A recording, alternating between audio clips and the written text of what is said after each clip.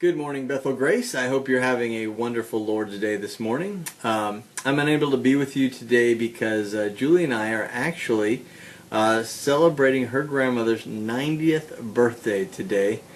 So we'll be spending the day with her. We're pretty excited about that. But I wanted to pre-record this video in my garage, oddly enough, where you can hear helicopters go over and maybe a dog bark every once in a while.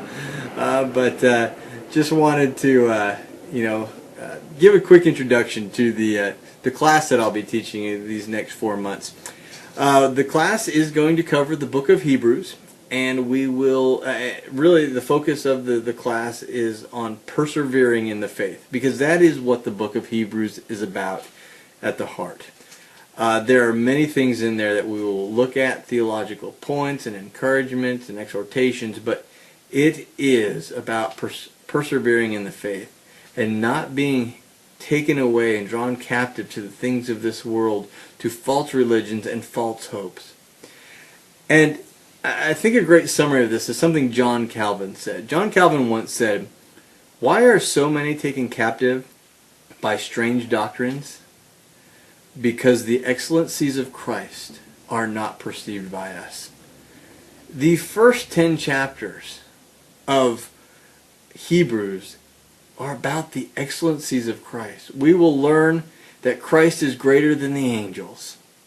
We need no other mediators. We need no priests. Angels cannot mediate for us. Christ is greater than all. He is superior. Christ is greater than Moses. The law cannot save us.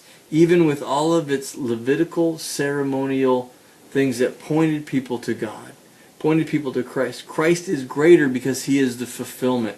We will look at the fact that Christ is superior because He is the true priest, the eternal priest of the Melchizedek priesthood, and we'll look into what all of that means. We will understand that He has established a perfect covenant. And once we understand Christ and all He has accomplished as prophet, priest, and king, we will realize we cannot be drawn away to anything else because nothing can compare to Christ. So we're going to dig into that. But these truths, as laid out in the book of Hebrews, are there to challenge us.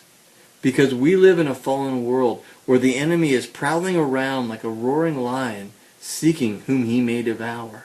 And our flesh, as we are tempted to pull away to the things of the world, to false hopes and false peace that's offered by the world. And we are going to be exhorted.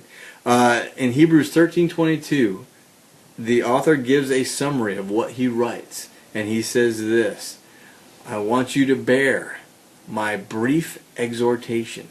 This book is an exhortation. That means it is going to challenge us. It is going to point out areas where we may not be living the way we should live. But that is good. We need that. And it is a safe place because it's not there to condemn us. It is there to spur us on to hope. And some of the exhortations we're going to hear are some like these. It'll be, "Do not neglect so great a salvation. Do not be deceived by the deceitfulness of sin." How can we be aware of when sin is pulling us away? When it deceives us by showing us that it's not doing what it's actually doing. We're going to be challenged to move on to maturity. We will be challenged that some of us should be teachers by now. We've been Christians long enough. We should be moving on in the faith and proclaiming the word to others, and not necessarily in a official role, but at least one-on-one. We will be challenged that if we walk away, there is no hope for us because we have crucified Christ afresh. We're going to look at what all that means and all that entails.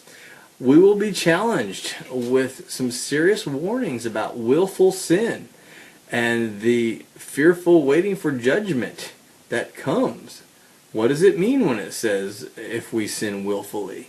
We'll be digging into that and answering those questions. We will be challenged basically not to shrink back, because if we shrink back, we will be destroyed. And so we'll be looking at that. Obviously, you dig into stuff like that, we're going to have to ask questions. Well, is it possible to lose our salvation? What does this mean? People who are following Christ falling away. What is apostasy? Is it true believers falling away? Is it people who profess to be believers but really aren't? We're going to dig into some of that stuff. And finally, with those exhortations and the deep theological truths challenging us to do this, we're going to be encouraged. We're going to be encouraged because as we look at these deep theological truths, we will see that Christ is the anchor for our soul. And we will be held fast when we are in Him. We are going to understand, as we are convicted of sin as we go through this, that there's power in the blood of Christ to wash away any sin. And we can have hope that we can truly be forgiven in Christ. And we will look at faith. What is saving faith?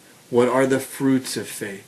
And we will get a look at how God uses faith in our lives to help us overcome the world and do things for Him that we never thought were possible. So I hope you'll join us if this is something you're interested in. We're taking on a big chunk here.